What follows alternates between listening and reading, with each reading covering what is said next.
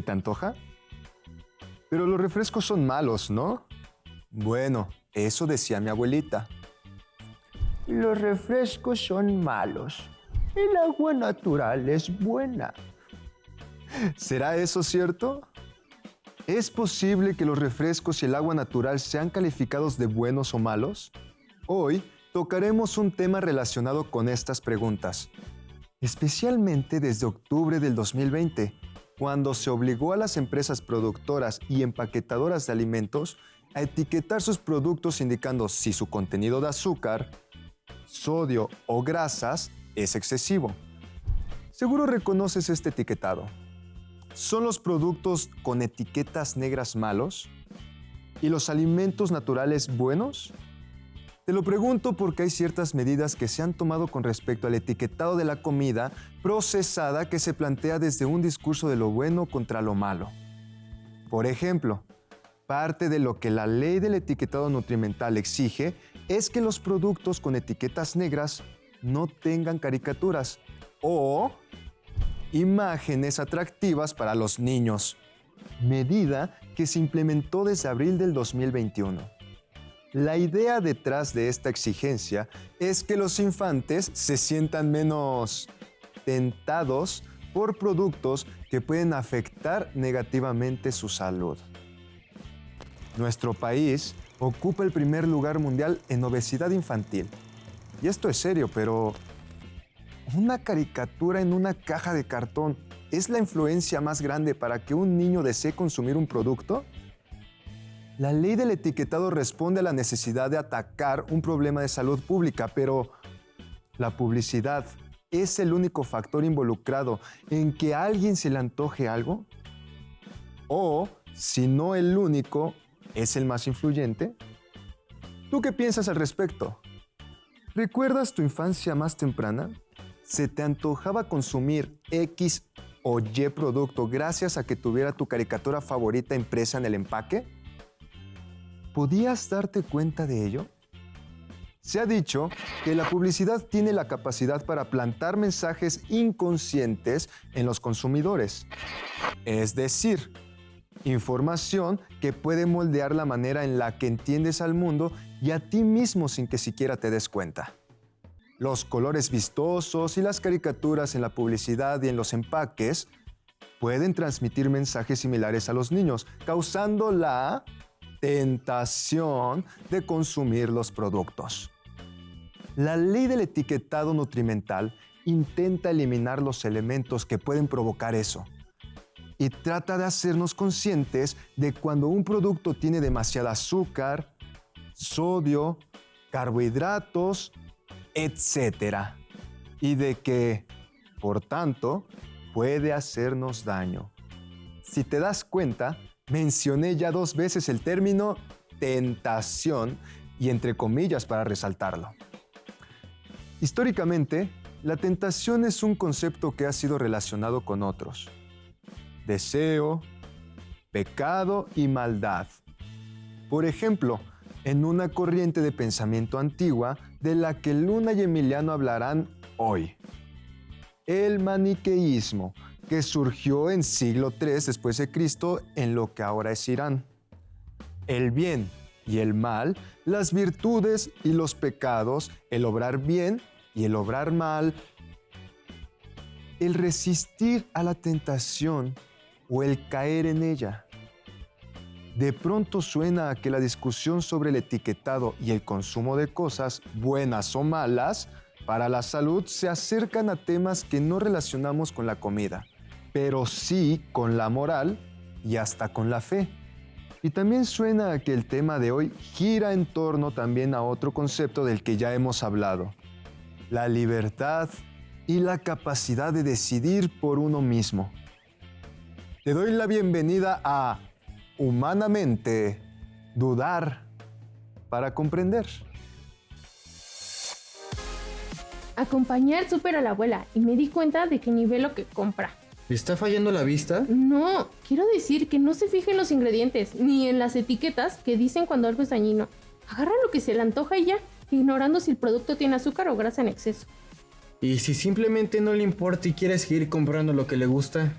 Pero, ¿por qué querría comprar cosas malas? No entiendo por qué alguien querría hacer algo que le hace daño.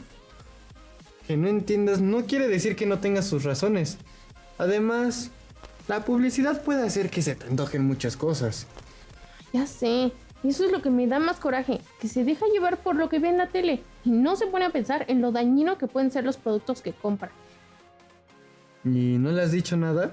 Sí, y me dijo, ay, mijita, pues de algo me tengo que morir. Pues tiene razón. ¿Cómo que tiene razón? Si ella lo elige libremente, ¿por qué impedírselo?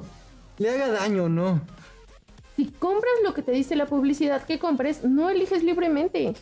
Bueno, una cosa es que la publicidad que ve le provoque el antojo y otra es que se deje llevar por él. Nadie la obliga a comprar lo que se le antoje. ¿O sí? No sé, parece que no. Pero, ¿por qué elegir libremente lo malo y no lo bueno? ¡Ay, vas de nuevo! Con eso de lo malo y lo bueno. Luna, eso es muy maniqueísta de tu parte. ¿Maniqué qué? Maniqueísta. Quiere decir que lo que estás diciendo divide el mundo en bueno y malo. Como si no hubiera puntos medios. Como si todo fuera blanco o negro. No hubiera tono de gris entre ellos. ¿Y eso de dónde lo sacas? Lo leí en un libro el otro día. Resulta que un tal Mani decía que el mundo se divide en lo bueno y lo malo. Dos fuerzas incompatibles que no se mezclan nunca. Como el agua y el aceite. Los maniqueístas, seguidores de Mani, les llamaban a esas fuerzas la luz y las tinieblas. Y consideraban que no había ningún punto medio entre ellas. ¿Y dices que yo sueno así? Sí, un poco. Cuando dices que tu abuelita compra las cosas malas en lugar de las buenas, suena que solo existen dos tipos de cosas. Y ya sé que te refieres a que son malas para la salud, Lu. Pero aún así, ¿a poco la gente que las consume están siempre enferma? Y la gente que solo come cosas buenas nunca se enferma. No creo que el asunto sea tan fácil. Me parece una simplificación de las cosas. Piénsalo. ¡Vengan! ¡Vengan! ¿Qué es eso? Reúnanse aquí en la plaza de Santo Livio. Ha llegado a Santa Catalina la hora de los cuentos. ¡Vengan! ¡Vengan! Parece un cuentacuentos. ¿Vamos a escucharlo? Sí, vamos, Vamos. corre. Y así fue como el caballero de espíritu bueno y luminoso le dio muerte al terrible dragón, acabando con el mal y expulsando del reino las tinieblas.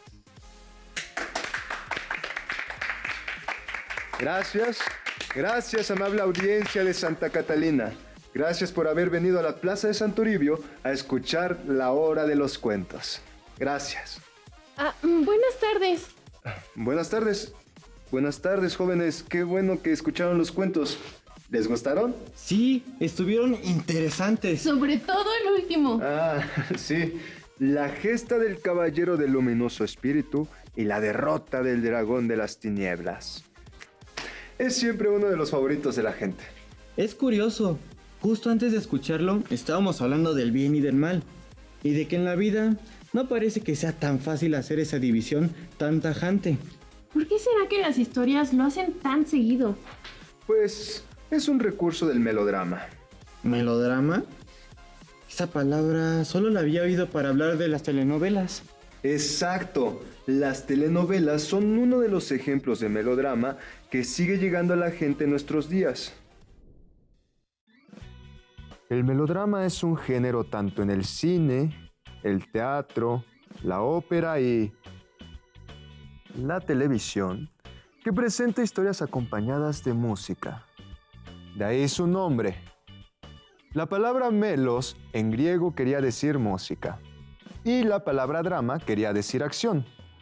De modo que un melodrama es una historia que acompaña las acciones con música. La idea de usar la música es despertar en el espectador sentimientos diversos, de manera que se enganche con la historia a través de su emotividad. Con el tiempo, el melodrama fue incorporando otros recursos, además de la música, para lograr su cometido de emocionar a la audiencia. Uno de los recursos que incorporó es, justamente, el llevar las cualidades y los efectos de los personajes a los extremos, exagerando la actuación y hacerlos completamente opuestos. De modo que sea más fácil, por ejemplo, amar al héroe y odiar al villano. Además, estas características se muestran simplificadas. Los buenos son buenos porque sí, y los malos son malos sin razón, y no hay puntos medios. Gracias al modo en que el melodrama retrata las virtudes y los efectos, ha sido usado en diversos momentos de la historia como una herramienta de enseñanza para ayudar a niños, jóvenes y adultos a distinguir el bien del mal, el vicio de la virtud, lo que se debe hacer y lo que no. El contenido de los melodramas ha ido cambiando según la época, la cultura y el lugar, pues no todas las culturas y no en todas las épocas se comparten los mismos valores. Lo que puede ser bueno en México hoy en día, tal vez no fuera tanto en Perú hace 60 años. ¿Quién lo diría? ¿Qué cosa? Que las características del melodrama que da este libro de Eric Bentley, que nos recomendó el cuentacuentos, podemos encontrarlas en la vida cotidiana. ¿Cómo? Nuestras actitudes en la vida ejemplifican las características del melodrama, ¿no crees? Al menos yo puedo detectar algunas. A ver, dame un ejemplo. La polarización. Esto de llevar las cosas a los extremos sin considerar puntos intermedios. La verdad, a mí me pasa muy seguido que tiendo a analizar las cosas que suceden a mi alrededor en términos de blanco y negro, de bueno o malo. ¿Y qué dices de la exageración? Se relaciona con la polarización. El lenguaje del melodrama tiende a exagerar y usar mucho la... Espera. Era una palabra rara. La busqué en el diccionario. ¿Me lo pasas?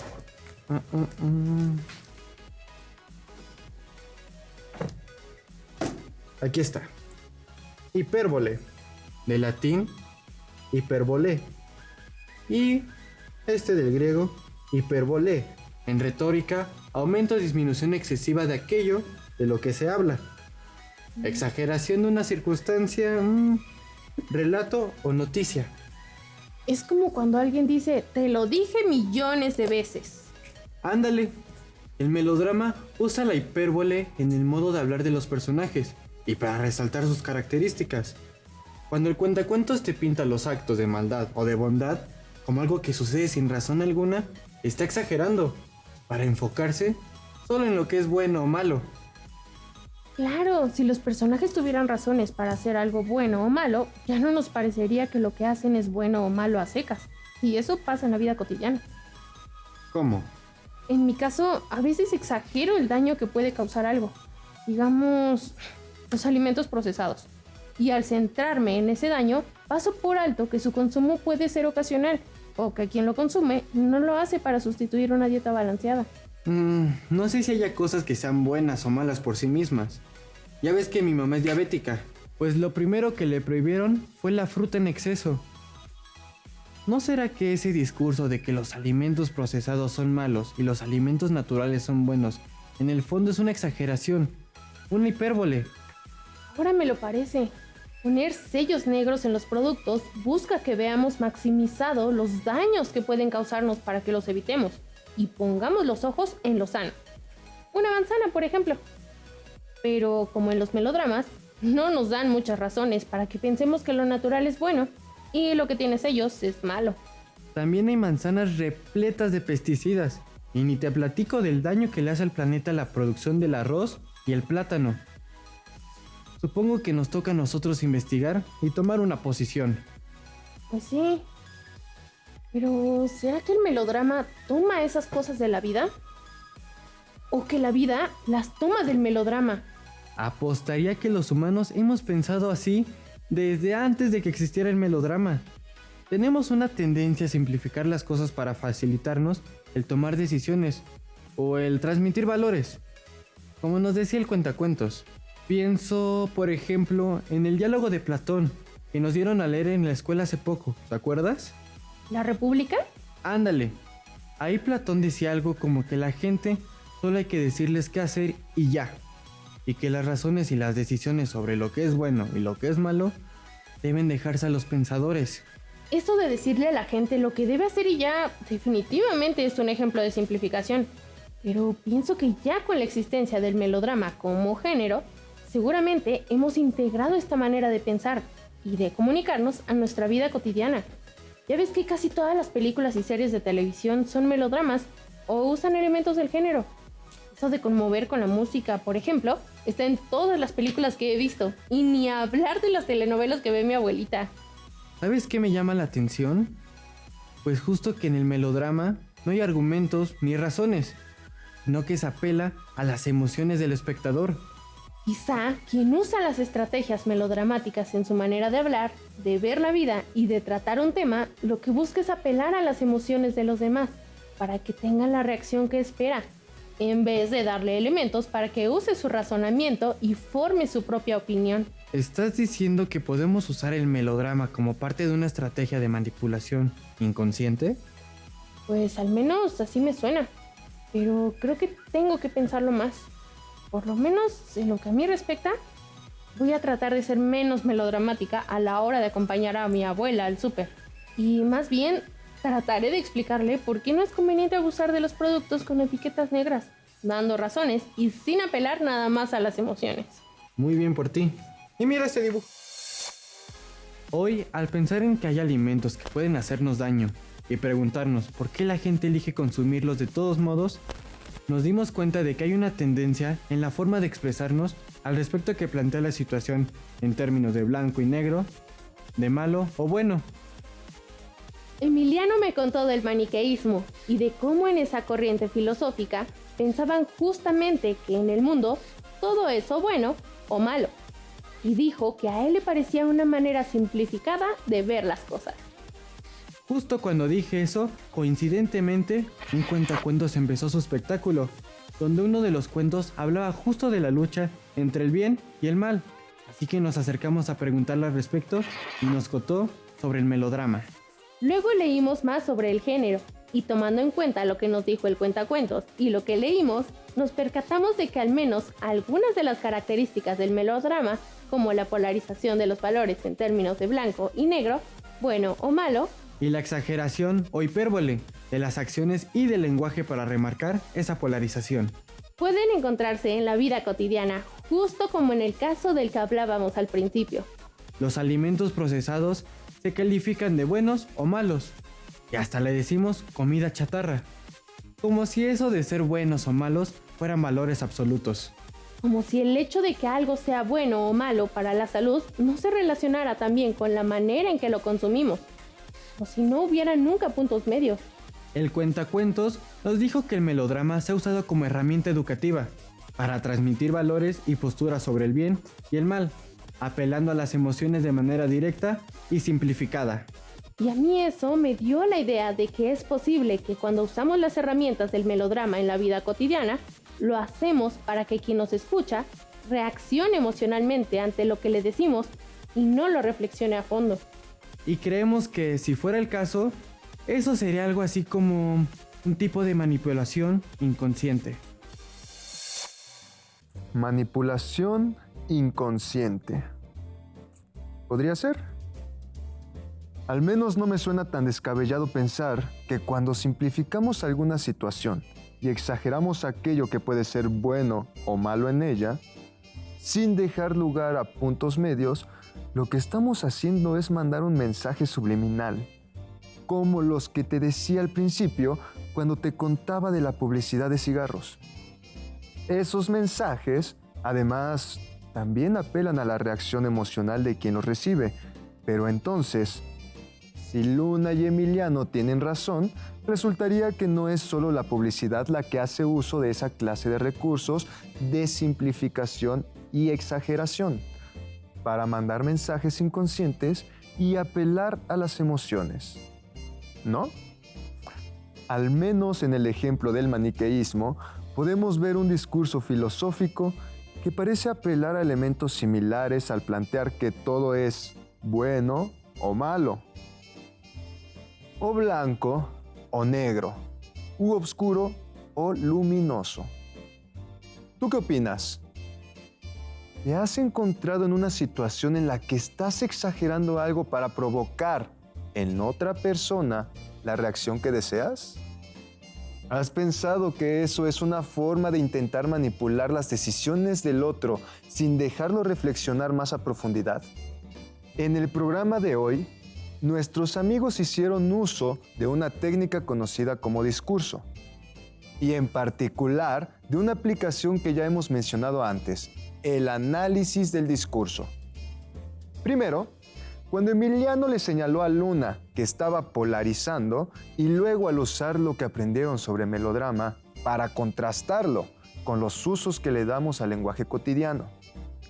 También vimos ejemplos de otras aplicaciones, como la controversia, cuando señalaron que no parece tan sencillo dividir el mundo en lo bueno y lo malo, como con los alimentos procesados y los alimentos naturales. Y la producción de discursos cuando Emiliano le explicó a Luna el maniqueísmo. Ojalá que nuestro programa te haya parecido interesante. Recuerda que puedes visitarnos en jovenesencasa.cef.gov.mx y también puedes unirte a nuestra comunidad de Facebook buscando Jóvenes en Casa. Si más adelante quieres volver a ver algún programa previo o ver alguno que te hayas perdido, búscanos en YouTube. Esto fue Humanamente, dudar para comprender.